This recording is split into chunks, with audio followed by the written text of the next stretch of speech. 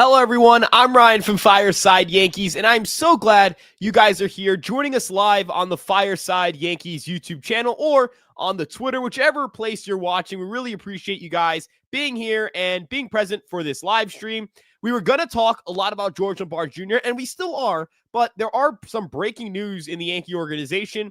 As outfielder and 2022 first-round pick, Spencer Jones has been moved up from AA to AAA, joining the Scranton Rail Riders. We're going to talk about all of that and more and preview a little bit of this series coming up against the Athletics, who currently are not the Sacramento Athletics or the Oakland Athletics. They're just the Athletics. And we're going to talk a little bit about that and more right here on Fireside Yankees. Again, I'm your host, Ryan Garcia. We appreciate you spending part of your afternoon here. And without further ado, let's get started talking about Spencer Jones and his promotion to AAA. Now, Spencer Jones had a walk-off hit last night, and let's pull up his stats here. Spencer Jones, of course, playing for the Somerset Patriots at the AA level this season. Jones has a 185 weighted runs created plus. He has hit 16 home runs in 49 games. He's driven in 32 runs, stolen 10 bases, has a 274, 389, and 594 slash line. Now, here are a couple of things about Jones that have, been reasons to have some sense of optimism, some sense of belief that he can be a quality bat at the big league level, and it's the power. Spencer Jones, among qualified AA hitters this season, has been one of the best in all of AA. He has the highest weighted runs created plus at 185. He has the second highest OPS at 984. And he has the highest slugging percentage. So he's done an excellent job of hitting the baseball hard, hitting it in the air, and getting results as, because of the fact that he's generating so much power. His walk rate is one of the best in AA as well. It's at 15.4%, almost double of where it was last year. But the big thing, this is what's going to stick out like a sore thumb. It's that strikeout rate of 33.7%. It was pointed out by Lance Brodzowski of Watch Marquee or Marquee Sports. He pointed out some of the deficiencies in Spencer Jones's game alongside elite level power and elite level quality of contact. So we're going to pull up right here this tab from this beautiful tweet from Lance himself. And I'm so sorry for butchering his name, but I'm not good with names.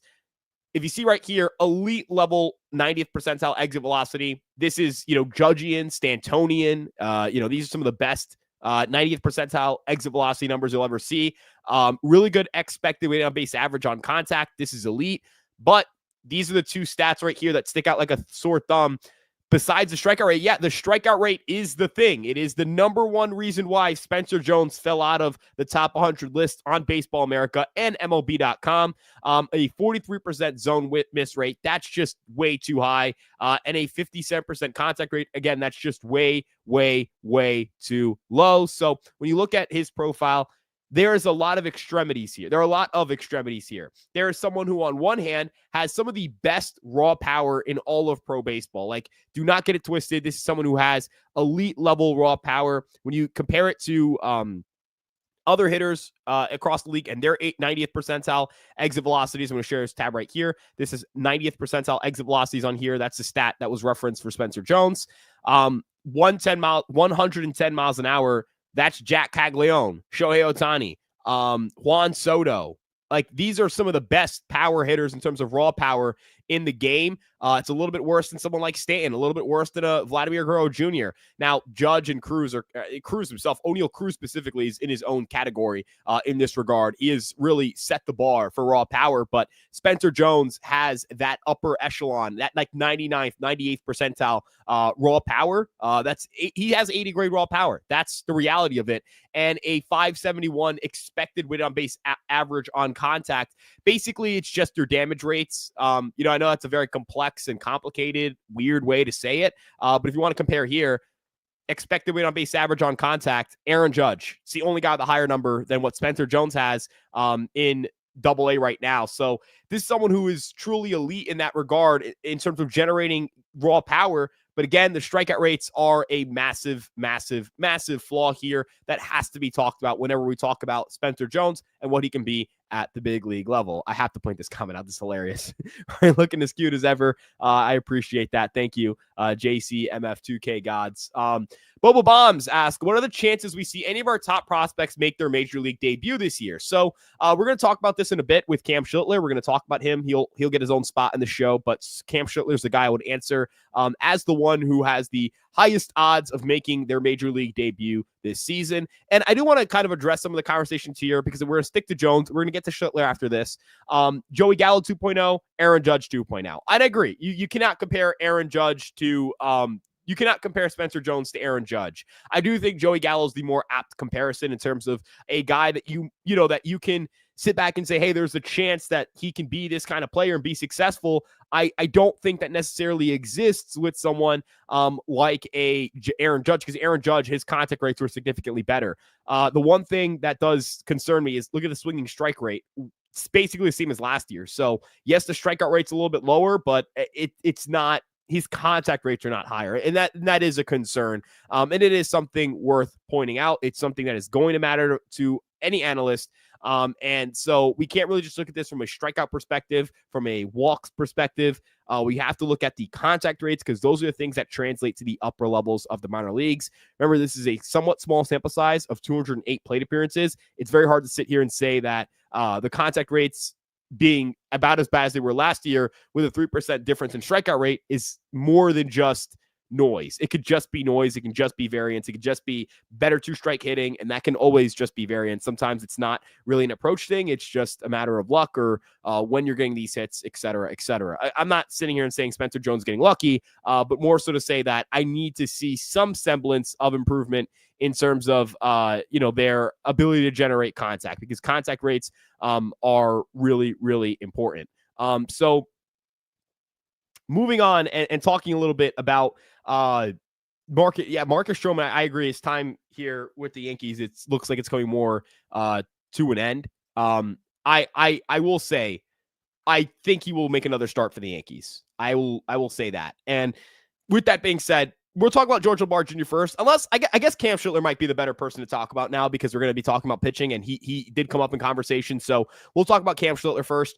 Cam Schlittler was ranked in Baseball America's top 100 prospects in their most recent update. He's number 100 prospect. He will likely climb up the list a little bit because a couple of players will graduate. Roman Anthony and Jack Caglione are two of the prospects who are still on that list who are likely to graduate in the coming weeks. We could see Marcelo Meyer also graduate. So I expect at least 3 prospects to come off of their top 100 next month when they redo their update. Or maybe it's in August or, September. It depends on how the Red Sox playing time with those guys, and the same thing with the Royals. But I do expect Schlittler to climb up that list as he continues to perform, if he continues to perform, which it looks like he's going to, because if you look at Cam Schlittler's numbers this year, a 1.69 ERA in AAA, a 2.39 ERA in AA, typically what happens is not just because the level bump, but because of the run environment bump. AAA is supposed to be a more difficult league to pitch in. There are a couple of things that really work against pitchers at this level. Number one, it's the fact that they're facing competition that's tougher. You're facing more big leaguers. You're facing guys who are a step away from the big leagues. There are some question marks about whether you are going to be able to have the same success rate you have in AA versus AAA. You're facing older hitters, more strength, et cetera, et cetera. The second thing that's working against a pitcher's favor is the run environment. The ERA in AAA is nearing 5, whereas the ERA in AA is a lot lower. It's almost a run lower. The average slugging percentage in AA is 365 with a 315 on base percentage. It's just not a great run environment. And as a result, what you end up with is a lot of players and a lot of hitters who are putting up bigger numbers. And then as a result, pitchers are putting up worse numbers. So there are a combination of things working against a pitcher's favor in terms of just moving up the level. And then the other big thing is the baseballs. So the minor league balls that are used at the AA levels and below are different than the ones used in AAA, because the balls used in AAA are big league baseballs. So what we have found is that big league baseballs are going to reduce vertical movement and spin rate on pitches compared to what the minor league balls will use. This has something to do with the seams, also the ball weight, the ball size, all of these things. It just creates easier lanes for a pitcher to generate more movement at levels below AAA. So for Cam Schlittler, the expectation is that his stuff is going to get worse when he gets to AAA. It's been the complete opposite. His stuff has gotten better throughout the season. He has continued to spin the ball very well. And the thing I find the most encouraging, and I'm going to pull this up here in a second, I just need to get the stat loaded here on Baseball Savant's search feature. His four-seam fastball is getting better by the start, which is an indication that he is perhaps adjusting to the big league ball a little bit more. When you look at the vertical movement, the velocity of all of his pitches, he seems to also be altering and tinkering around a little bit with his release height. We're going to pull this up right here.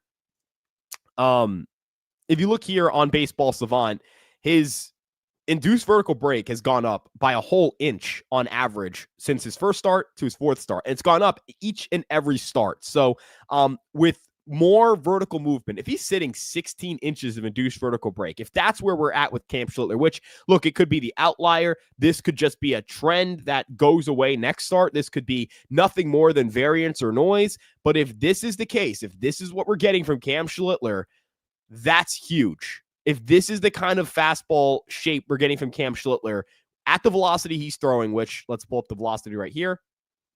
Yep. He's got some 95, lowest fastball velocity to start 95.7, highest 97.4. This seems to be the outlier right here. His start against Louisville seems to be the outlier in terms of velocity. I'm going to sit here and believe these are the more accurate readings. If he's sitting 96 with 16 inches of induced vertical break, this is a brilliant starting pitcher, for lack of better terms. This is a upper echelon starting pitching prospect, someone who should honestly be ranked even higher in a top 100 list. And you look at the entire repertoire, and we're going to load that up here. We're just going to go pitch type. We're going to get all this stuff. Let's get whiff rate. Yeah, we want whiff rate as well. If we look at the pitch shapes here, I mean, they're gorgeous. The four-seam fastball and the slider have performed really well. The sweeper is performing really well. The curveball, I will say with the curveball, he does have a tendency to just kind of leave it up and hang it. But I think it's a pitch that he'll have success with throughout his pro career. I mean, he has spun the ball so well. The swings and misses are truly magnificent. The one thing I will point out that, it's fair to mention, I think you have to mention this when you talk about a prospect. There are a little more barrels that I'd like. I'd like to see his barrel rate come down a little bit, 7.5%. I'd like to see it come down just a tad bit, but he has been super aggressive in the strike zone. So there is a little bit of, this is a guy who's going after hitters, and he's not, he'd rather get killed in zone than miss out of zone right now, it feels like. So, when it comes to Stroman, yeah, I mean, he's going to come back because the Yankees are going to want as many arms as possible. And Chris Kirschner reported that the New York Yankees are not considering Cam Schlittler for their next time through the rotation. He is more of a second half option, not a first half option. But I think Cam Schlittler, this is good for him. This is good for him to get some development. I'd like to see him pitch a little more in AAA and just continue to refine and work on things. But I do agree that Marcus Stroman should not be considered a solution for the New York Yankees, nor do I believe it's a good thing for the New York Yankees to end up with Marcus Stroman back in the rotation. So where I'm at is he's someone who is just so talented. He has so much arm talent. He has such good spin rates. He moves the ball so well. He does such a brilliant job of, he's got the cutter, which is labeled as a slider. He's got the sweeper, very unique shape, hand of God slider, one of the most unique slider shapes and one of the best slider shapes in baseball. And then a wicked curveball. Four-seam fastballs become a plus pitch for him. It was probably a 30 to 40 grade offering beforehand. I remember he sat 90 miles an hour in 2023 in single A. And this is a real thing. Like if you guys don't believe me, I'll show you right now. Cam Schlittler back in 2023, his first season came with it was a split between high A and single A. Look at his fastball velocity. He's sitting 90 miles an hour. 90 miles an hour. He sat 90. This is not the pitcher we know now. This is not anything. And I tried to see like, hey, is this just like oh, this is like a mistag, a misread. No, he was sitting 90. That was his fastball. His fastball sucked back then. And now it is a not a plus, a plus offering, a plus pitch, a pitch you can rely upon, a pitch you can go to, a pitch that, can get swings and misses at the top of the zone. I have raved about Cam Schlittler. I have raved about him throughout the entire season, and there's a reason for it because he is that good. I think that the Yankees are starting to see him get some more national attention. Yeah, he topped that at 93.6 miles an hour that year. Topped that at 99 this year. So that top end velocity is gone up by about like 6 miles an hour. I think that's just magnificent. It's absolutely magnificent. So really, really excited about the future of Cam Schlittler as a prospect. So let's talk about George Lombard Jr. now. Now, George Lombard Jr. I got to see yesterday make just a remarkable play, a brilliant play. And I'll display it for you guys here. Somerset posted it. Just a remarkable, gorgeous, brilliant play. One of those plays where, it's a big moment in the game, extra innings, and we'll just share this here. Share this tab instead. Hopefully you guys can see this. I'm going to zoom in a little bit.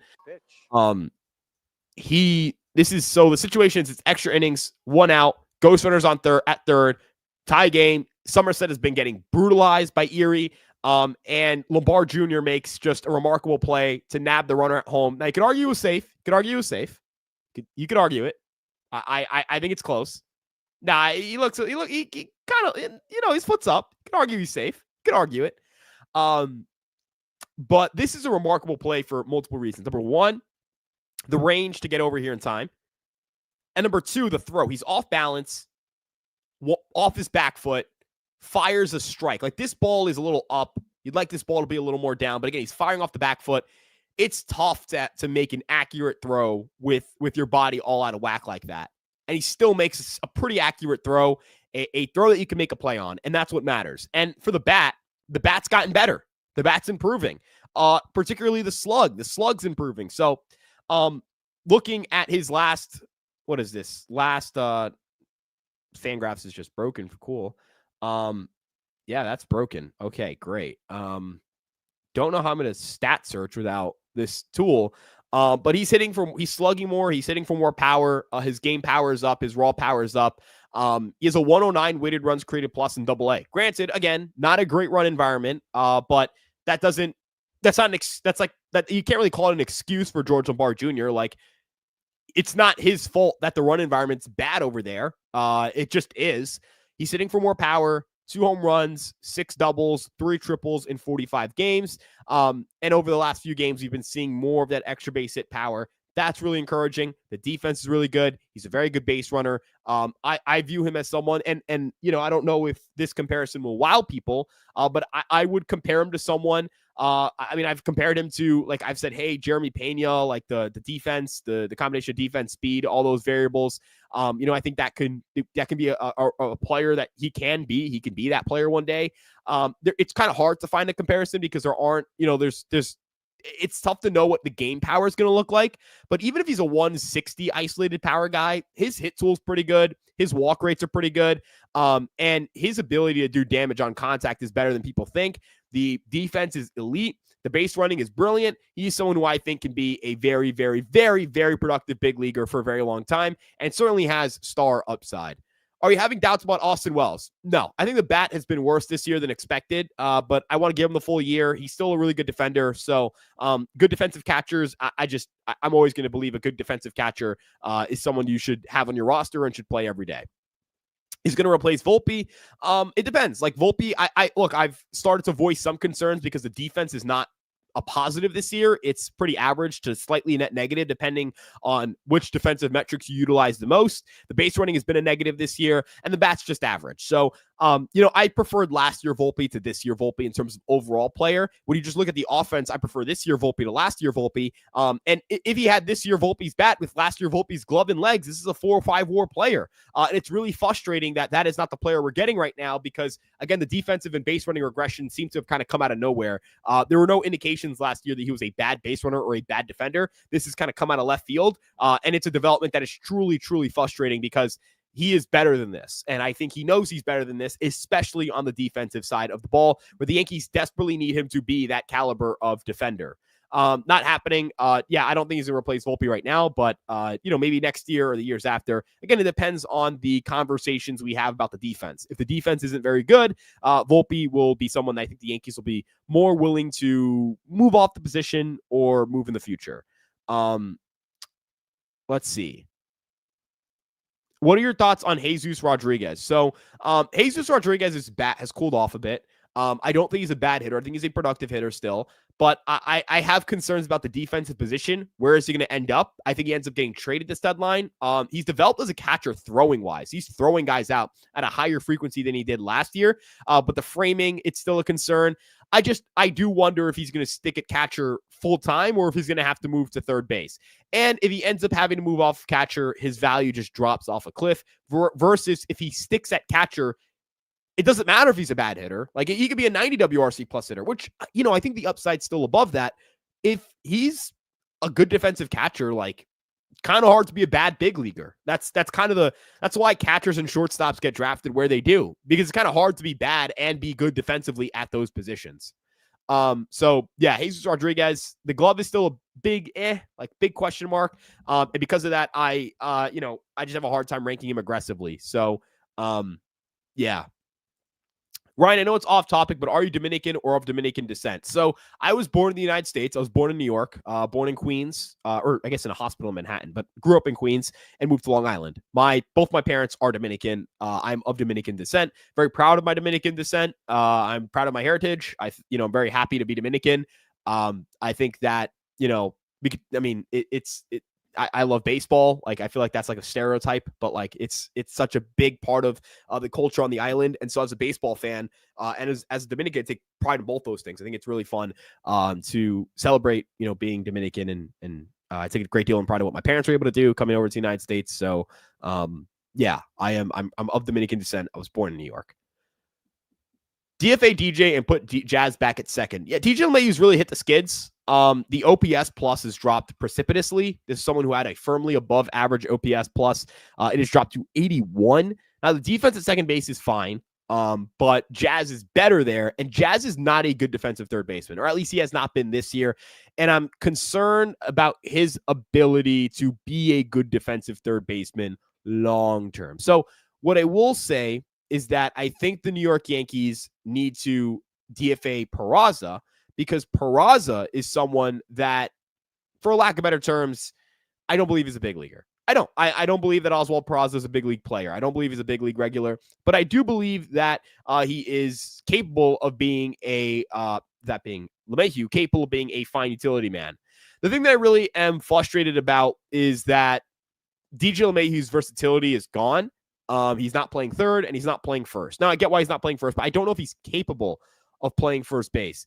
And the other thing I've kind of heard is that with DJ LeMahieu, I don't think he's going to play anything other than second base when he plays.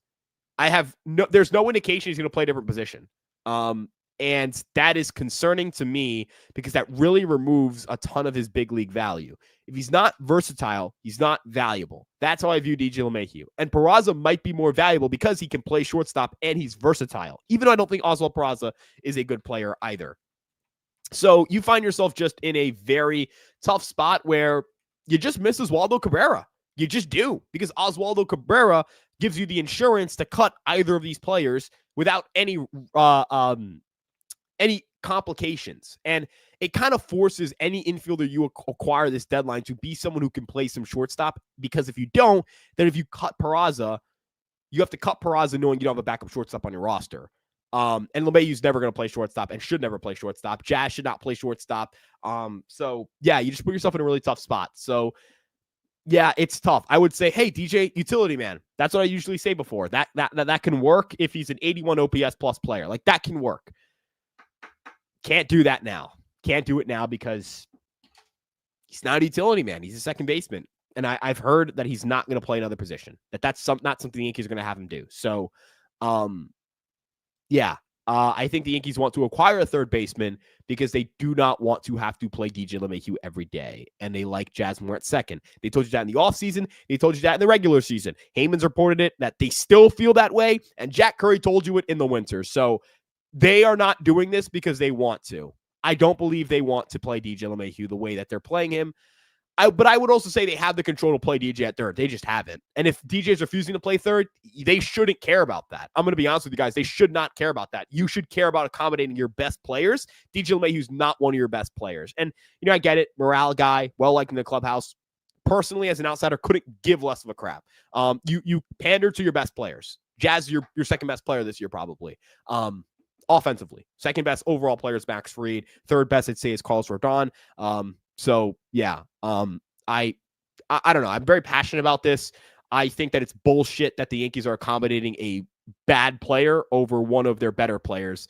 It is something that is not going to bode well for you in arbitration or in extension talks, because Jazz is going to be able to reference that you moved him off his position and told him you weren't going to do it, but still did it anyways. You're glad that you should be very grateful that Jazz Chisholm is a more amiable teammate than Rafael Devers was, because if Jazz Chisholm chose to and Jazz Chisholm wanted to, he would be well within his rights to throw complaints about the fact the organization stated they did not want Jazz Chisholm. It was reported the organization, not reported, no, Aaron Boone said this, that the organization did not want Jazz Chisholm to move from second base to third base in season, that they wanted to keep him at one position and let him play there.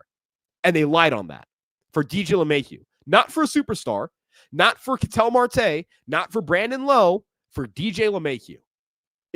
I think that's one of the worst things. And to do it all after losing Gleyber Torres in free agency, who's having a very good year elsewhere, and not acquiring an infielder, this is one of the biggest gaffes in Cashman's recent record. Like, in the last 10 years of Brian Cashman, I know people are going to say, what about this trade? What about that trade? A lot of trades are like hindsight. In hindsight, it doesn't look great. But at the time, who cared? This is one of those, in hindsight, it's not bad. It's bad in general. It was bad in hindsight. It was bad then. It was always bad. This is one of those things where it's one of Cashman's biggest overlooks. Maybe Hal limited his budget more than he anticipated, but finding a second baseman or a third baseman should have been a bigger priority, and keeping Jazz at one position should have been a much larger priority as well. What do you think about moving Trent before the trade deadline if Spencer Jones hits in AAA? I am not moving Trent Grisham for Spencer Jones. I am not moving him for an unproven player. You have to move him for a proven player. He is not an unproven player. So he's not a proven player. Trent Grisham has hit this year, and he's hit very well this year, and has done a very, very, very, very good job at hitting. Trent Grisham this year, offensive, I'm going to pull up his stats right now. He has been one of the best offensive outfielders in baseball. 136 weighted runs created plus, good underlying data. Strikeout rates are down, contact rates are up, barrel rates are up, exit velocities up, fly ball rates up. Like, it's good across the board. So I'm not really willing to move off of Trent Grisham to accommodate Spencer Jones. Spencer Jones is not a proven major leaguer, and he's not even a proven AAA player. And even if he hits in AAA, he's not a proven big leaguer. So, yeah, if you look at outfielders this season, kind of a crime that Trent Grisham fell so far in All-Star voting, because you look at outfielders, he's the 9th best offensive qualified outfielder in baseball. You want to look at the American League, top 5 hitter in the American League in terms of outfielders, top 5. I think that's incredible. And I know the defense hasn't been as good this year, but even in wins above replacement, he's 10th. Like, he deserves to be in this conversation. I thought he didn't really do that well in the voting. Bellinger did better than him in the voting. Now, granted, Bellinger, bigger name, and Bellinger, he has solid stats this year. Don't get me wrong. But I thought Grisham kind of got hosed in the voting. Not that he should have made it, but that he should have been he should have been considered a little bit more. What do you think about Jones's improvements over the course of June? The contact rates have improved a lot. The strike rates have improved a lot, particularly over the last 15 games. The contact rates, we don't have data on that for. We just have data for his strikeout rates. And one of the things that I've looked at with Spencer Jones is that the contact rates are still like bad, outlandishly bad. Like, they're outlier bad. We really haven't seen someone with those kinds of contact rates become good big leaguers. And I'm not saying that to say that you should hate Spencer Jones. He sucks. Oh my God. But that there are flaws, and that these flaws should be discussed the same way we discuss the good. And I just lost my marker. I say that to say I think the thing I'm the most encouraged by is that he's hitting the crap out of the baseball. He's actually hitting home runs. He's hitting a lot of home runs. That's not something he did last year. And the defense in center field is really good. So good defense in a premium position. Kind of hard for me to sit here and say that the New York Yankees are looking at a bad major leaguer with no upside to be a big leaguer when he's a good defender at a premium position. If he ends up being a 5 defensive runs saved, 5 outs above average center fielder, and an 85 weighted runs created plus, he's not awesome. I don't know if he's even a Yankee in that situation. But I think that they would be in a situation where that's a big leaguer, and he would play on a big league team. And he would be a big leaguer. He would be an everyday big leaguer, maybe, or a 4th outfielder. And I'm pretty sure it's the Steamer projection for him. He has an 85 projected weighted runs created plus. Let's say that number's 95. That's a starting center fielder. Let's say that number's 105. That might be a guy who puts up some 4 to 5 WAR years. I personally believe that the Yankees are in a situation where, like, Spencer Jones, I don't know if he's someone you can rely upon to be a big leaguer, but it's getting better. It's getting better. What do you think about Eugenio Suarez at third? I love Eugenio Suarez. I've talked about this ad nauseum. He's been excellent this year. 141 weighted runs created plus, 2.3 WAR. The defense, again, has gradually gotten better. It's gradually gotten better throughout the season. It was really bad to start the year. It's gotten better. He's perfect for the middle of the Yankee offense. Perfect, and perfect. With Spencer Jones promoted to AAA and so many outfielders, what will he do with him if Bellinger stays? Will he still go after Kyle Tucker? I think Bellinger will opt out. At this pace, he's probably going to put up a 3 WAR season. He's going to get more than $20 million or $25 million even for 1 year with a 3 WAR year. It's important to note Bellinger may not get another opportunity to cash in. He could get a 3-year deal or $45-50 million alone just by putting up the numbers he's putting up this year. And if he opts in, I don't think the Yankees are going to be that upset. Like, we're in a nice bubble situation where Bellinger's playing good enough center field and good enough corner outfield defense where if he opted back in, he's going to be worth the money you pay him. And if he opts out, you can take that money and reinvest it somewhere else. Now, Jones is probably going to get traded if they signed a Kyle Tucker or kept Cody Bellinger. And I still think the Yankees could acquire Kyle Tucker even if Bellinger stuck around, because I think Bellinger's tradable if you have to move him. And I'd also like to say that, you can make things happen. Like, Kyle Tucker's Kyle Tucker. You want to get Kyle Tucker. Like, he's Kyle Tucker. He's awesome. He's sick. I don't think Jones is standing in the way of anyone, and I think Jones getting moved at the deadline is a higher possibility now than it was a year ago, just because I think his stock's a little higher now than it was a year ago. Likely that Bellinger takes over at first, that they don't re-sign Goldie. I think Ben Rice will take over at first base. I think Ben Rice, I'm not saying Ben Rice is an elite defensive first baseman, but he's a first baseman. You don't really, can you guys remember a bad Ben Rice defensive play? He's pretty average out there. I think he'll be fine at first. He's going to make an error if he plays at first tonight because I said that. Volpe's bat is average. Yeah, this year it's been average. And people are going to say, no, that's not true. I'm going to just pull this up. 102 weighted runs created plus. That's literally the definition of average. Going to pull up OPS plus as well. Double confirm that for me. Yeah, 101. This is average. I know that people aren't going to like to hear that, but I don't go based off like Twitter. I go based off like what actually is. He has been an average hitter this year. If he was as good of a defender and base runner as he was last year, that'd be sick, but he's not. And that's where my concerns really lie with Anthony Volpe. Besides Suarez, what are some other options at third base that the Yankees could possibly pursue at the deadline? I've talked about Willie Castro. I think Willie Castro is an excellent fit for the New York Yankees. I think he's someone the Yankees have had interest in before. I also would point out Ramon Arias because his glove at third has been better this year than years past, and he's had really good defensive years out there. I'm going to pull up his stats real quick. I know he's also been like basically an average hitter this year, and that's not great. You want a better bat than this, but options are kind of limited.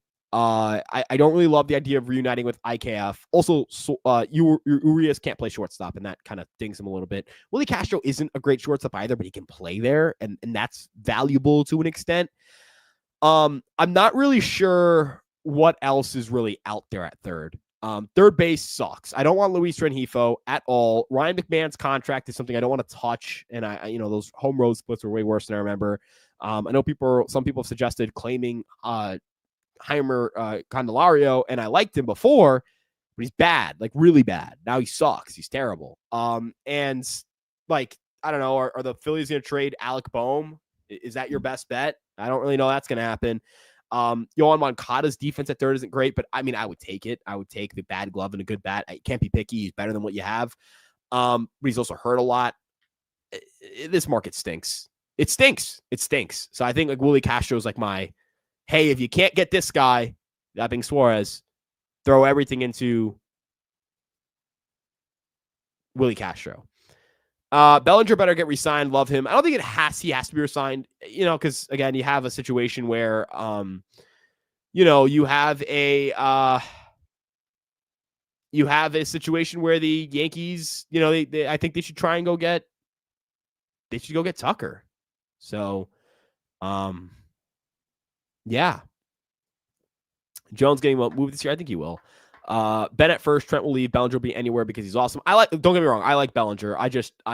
Tucker is someone I desperately want.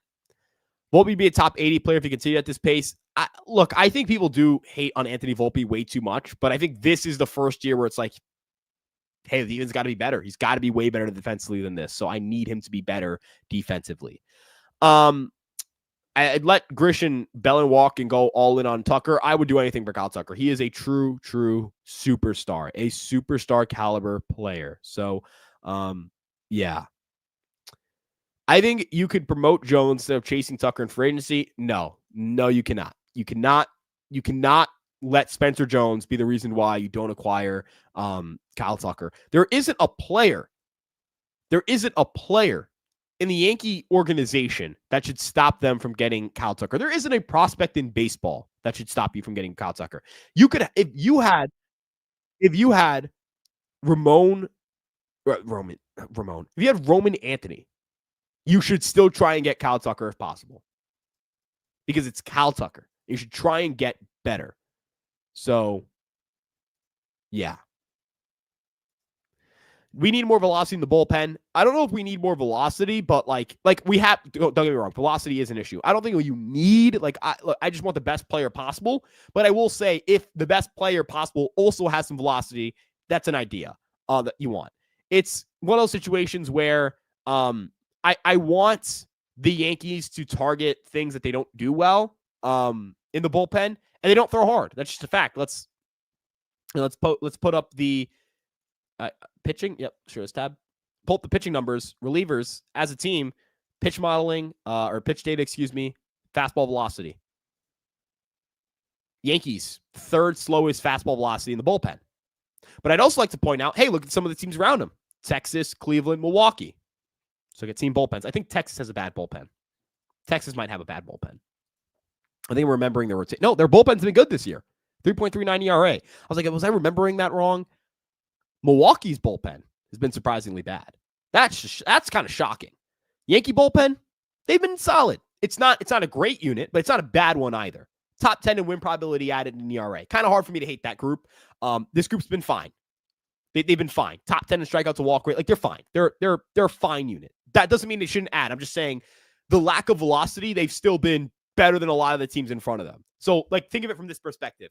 Top 10 bullpen, bottom 3 in fastball velocity. So there are a lot of teams who throw harder than them that are worse than them. But to Cayman's point, you would like to add more velocity if possible because you want to diversify your bullpen. You don't want to have the same bullpen the same arm coming out of the bullpen over and over and over and over and over again. You don't want guy with 93 mile an hour fastball on a splitter coming out again because you have 4 of those guys. Weaver's in a splitter guy, but he's got a changeup and he sits 94, 95. Williams, 94, 95.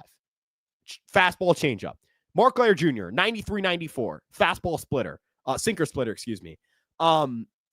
Fernando Cruz, 93, 94. Sometimes touches 95, 96. Fastball splitter. That's 4 guys like that. Not saying that that's bad. Splitters are platoon neutral. These are good pitchers, or good pitches too. But you would like to get 98, 99, right? Loaizaga a nice step in the opposite direction, but his last time out has left a bad taste in people's mouths, understandably so. I think his sickness played a role in that. I'm not worried about Loaizaga.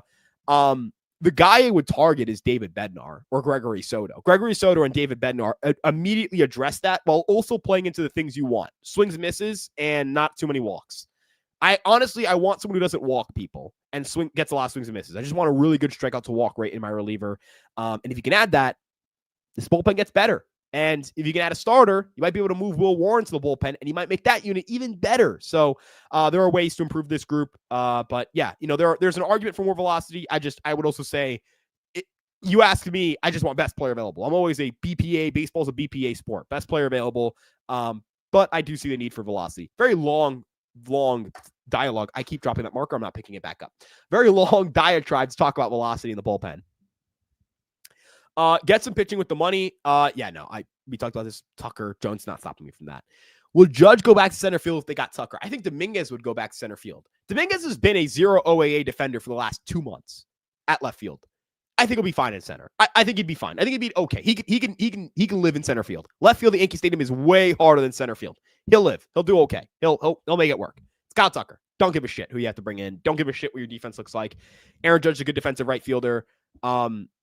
He's a monster. Kyle Tucker, Aaron Judge, need. Sorry for the curse words.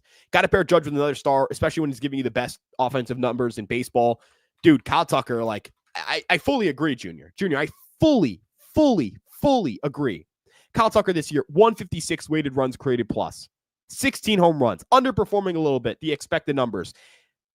A slightly higher walk rate than strikeout rate. Tons of steals. Good base runner.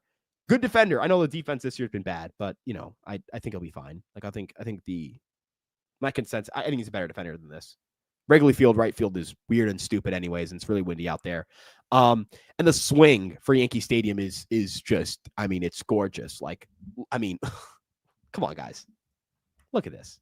Oh, where's the spray chart? Look at this. This is perfect for Yankee Stadium. This is a Yankee Stadium lefty, folks. It's a Yankee Stadium lefty.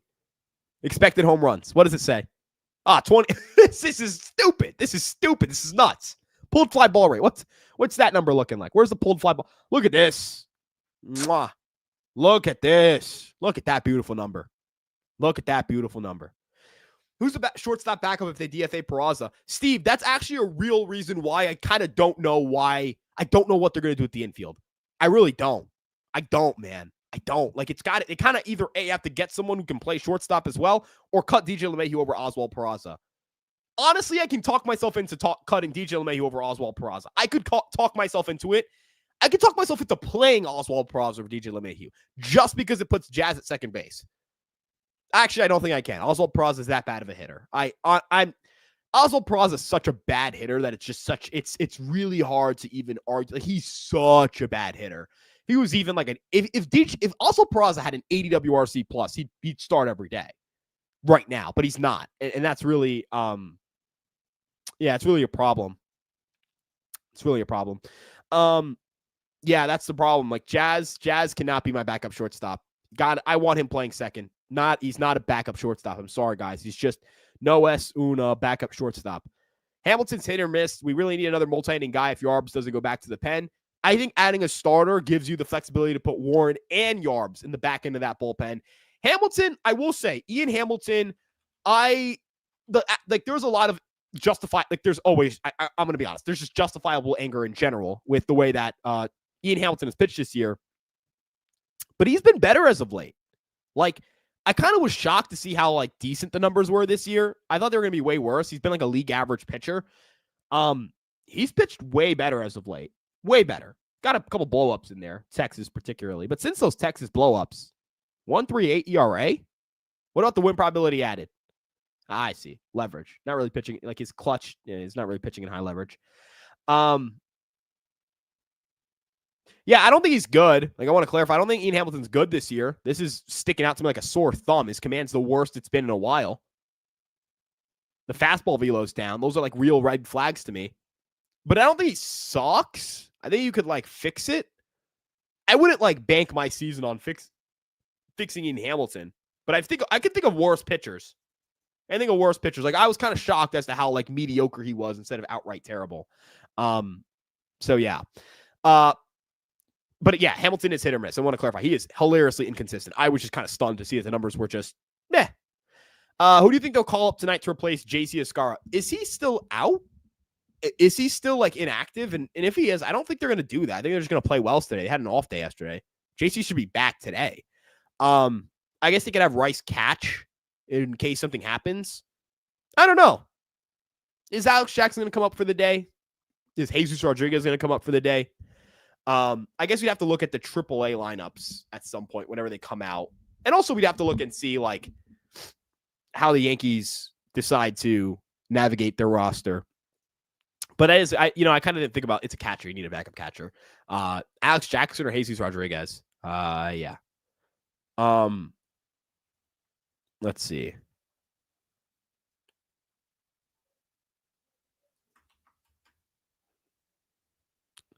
I'm also worried about the base running of this team. Yeah, they're not as good at base running as I thought they would be this year. I thought they'd be a good base running team this year. They are not. Now, I'm going to look at StatCast's base running run value if I can find it, but I seem to have come down to the case of stupid. They're just going to share this tab instead. All right. Runners, running team, update. Yeah, no ways bueno. -1. No ways bueno.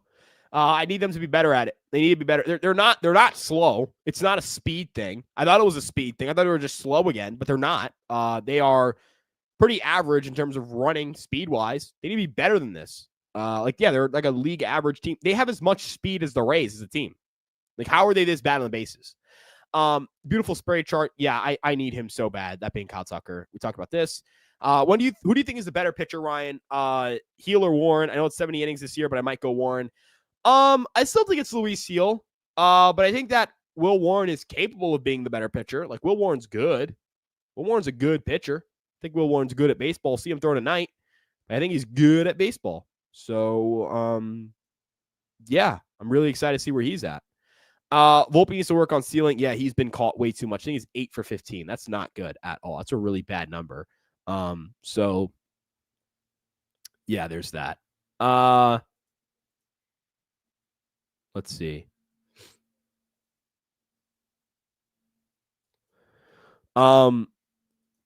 With the offense, though, I mean, with the base running, it's got to get better. It just does as a team. It's got to be better as a team. It's going to be better as a team. Now, with that being said, I think that if Wells stays being solid with the bat and be defense, I don't think you can just go besides framing, though. Like, you can't just go, well, besides the whole framing thing. No. Framing is the most important thing when it comes to catcher defense. If you want to dice up, like, the weight of importance when it comes to, like, defense, framing's what? Like, 75% of what matters defensively? If you're mid at everything else and an elite framer, you're a great defensive catcher. Now, I do think the bat has to be better. Bat has to be better because he's a better hitter than that. And you expect more out of him offensively. But I don't think you can do the whole, well, if you take away the framing. No. That is the thing you desire for a catcher. That is what teams have said in multiple situations. So, yeah.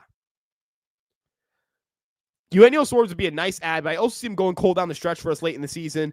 I think he's not, I think he's streaky, but I also think people are underrating how good he's been in his career in big spots. Like, I don't know where this actually, I know where this misconception came from. I'll target it in a second.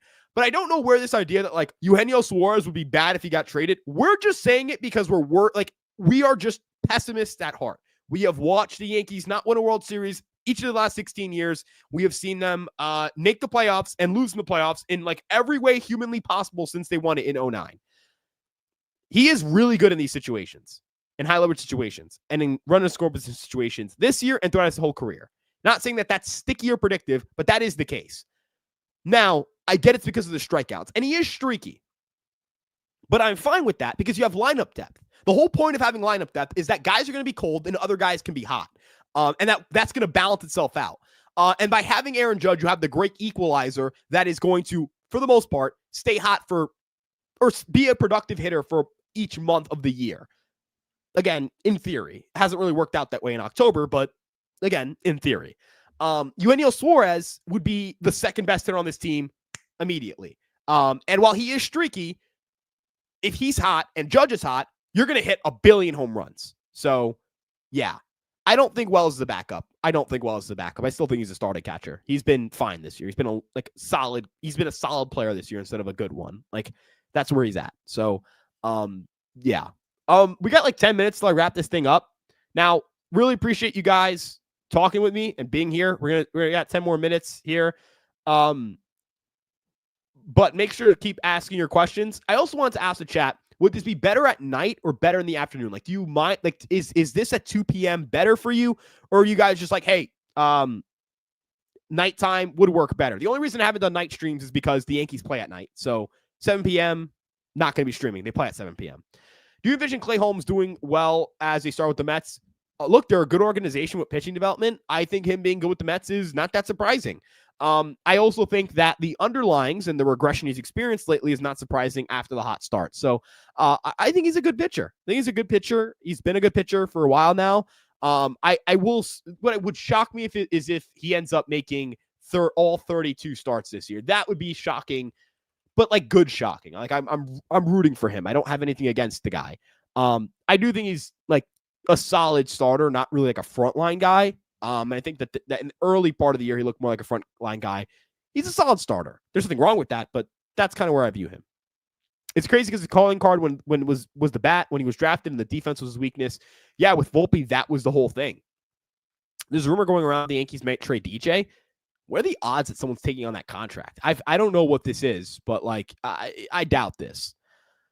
Edwin Encarnacion scared Yankees fans, man. Bro vanishing that 2019 playoff run. I will always attribute that to the injury that he had late in the year. I've always attributed it to that. I could be wrong, but I've always in my head been like, yeah, that's why he got hurt. I mean, that's why he struggled. The ALCS, he was gone, though. He was gonzo. Framing will still be a thing, although it won't be important as the ABS starts this year. Next year. I don't believe it's starting next year. I don't think it's starting next year. Afternoon is better because we got the post game and other entertainment at night. Fair point. Would someone like Jose Soriano be a good at the deadline? He'd be awesome, but the Yankees are not going to trade for Jose Soriano because the Angels are not going to trade Jose. Yeah, he's solid. You know, he's solid. He's done a really solid job with the Mets. He is a number 3 starting pitcher, and that's good considering the contract they gave him. That's excellent value. Afternoon works perfect. Appreciate that, Felix. What's your ETA with Cam Schlittler, especially if he keeps us up at AAA? If Luis Gil's back, I'd have to push back the ETA. But if an opening in the rotation opens up and it's August 1st and he's still here, August 1st. Like August is what I'm looking at. Maybe in July. I think you could argue he should be up now. Now Matt Blake has shot that down, but you could argue it. You could really argue it, you know. So yeah. I think Cam Schlittler is brilliant. I think he looks like a big leaguer.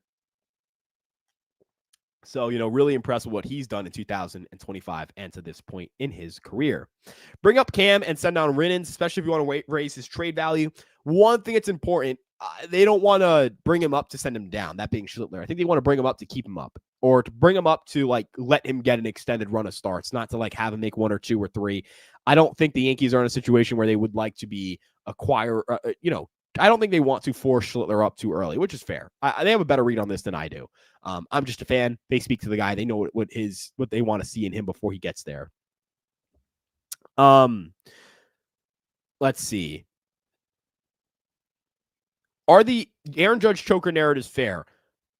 Look, his play has dropped in the postseason, and that is if that is what makes you call someone a choker, then yes, that is a choker. So yeah, that's where I'm at with that. I don't like digging into that too much. I think it's sometimes unfair, but you know, yeah. What was I looking for? I already answered that question. Now, I guess one of the things I wanted to talk about before this ended was I do want to keep doing these streams, and I think in the offseason I'm going to move them tonight, but I really appreciate you guys being here. Like, genuinely, I really appreciate you guys being here for these streams. It's very important to me that we do streams. I feel like I've really missed that fan interaction with the Fireside Yankees YouTube fans and the Twitter fans. So really do appreciate that and the community as a whole. And I want to keep doing these, every single day of the week I can. Some days in the week I won't be able to. And weekend days, I usually won't be able to, although I'm going to go tomorrow live probably. So I'll probably go tomorrow live, and then tomorrow's a day game, I think. Yeah, tomorrow's a 1:05 start, so I might go live at 6 or 7, and then we can roll from there. So I'll keep you guys posted, but if I go live tomorrow, it'll be a nighttime live stream. Is Aaron Boone a good manager? I think so. I think he's a good manager. I think Kevin Cash and AJ Hinch are the best managers in baseball, but he's a good manager. Holmes has 10 walks over the last 2 starts. Regression's probably coming. I mean, you can look at the underlying metrics. They're not great. So I think Holmes is, again, like a 3-starter. He has elite level damage prevention. He has below average strikeout to walk rates, but elite level damage prevention. I think he's a 3-starter, maybe a 4. Are you going full-time reporter after graduating? I'm gonna make content here. This is my full-time job. Writing, recording, lists, everything. Now the game plan is after college to ramp that up more, travel to games more, et cetera, et cetera. But the game plan is to build out this company. That's the game plan. Jazz needs to be moved back to second base. I agree. And even though Suarez is not an elite defensive third baseman, it is the natural position he has, and it will move Jazz back to second base. He is a brilliant defensive second baseman. He needs to be there. Would love to see Sandy Alcantara in pinstripes. Matt Blake will get him right. I think that he could fix Sandy, but I'm not a huge fan of it because I think the price tag's going to be high. I have not graduated, to clarify. I have not graduated. I'm still in college. I'm just saying my goal is still, like, right now, short term, before graduating, it's continue to do videos, continue to do everything I got to do, write all that stuff, build up my portfolio, and then, we can take this thing to another level when I graduate. So yeah, but there are things I'm trying to do short term as well. I'd also like to say, in regards to college, I got 2 years left. So I got 2 years of college left starting this fall. Yankees should move Chase Hampton this deadline. I know he's battled injury, but the Chase Hampton hype is over. I think they're going to let him rehab. I'm pretty sure they almost traded him last year, and a deal fell apart. That's something I heard. Yeah, Hampton, I think it's worth figuring out, like, hey, is he going to be able to come back and pitch a little bit? Because the stuff is really good. And sometimes guys come back from TJS and, they're able to sit at their velocity they were at beforehand. He's seeing 93, his stuff will be really good. So, yeah. We're going to start wrapping things up here. We're coming up on the, actually we were past the hour, but we're coming up on the hour. I'm just going to say that. I'm really excited about where we're at with Fireside Yankees, with these streams. Hopefully we can continue to see this kind of interaction and this kind of attendance. Very excited for where we're going to be at in the next few weeks and next few months. We really do appreciate your continued support. If you enjoy these streams, again, we'll be here at 2 during the week. Weekends when they have afternoon games, probably 6 or 7. And yeah, again, I really appreciate you guys being here. Thank you guys so much for tuning in. Over on 90 wins. I think we'll go over. Yeah, thank you guys for tuning in. Thank you for being here. My name is Ryan Garcia. You can follow me at Ryan Garcia ESM. You can follow us on Twitter, Instagram, TikTok, Facebook, Instagram, and of course the YouTube page, all of the handle at Fireside Yankees. And check out EmpireSportsMedia.com for in coverage on all of your favorite New York sports teams, including the New York Yankees. I have articles on there that I post daily. So again, really appreciate you guys, and we'll see you in the next one. Have a great rest of your day, everybody, and let's go Yankees.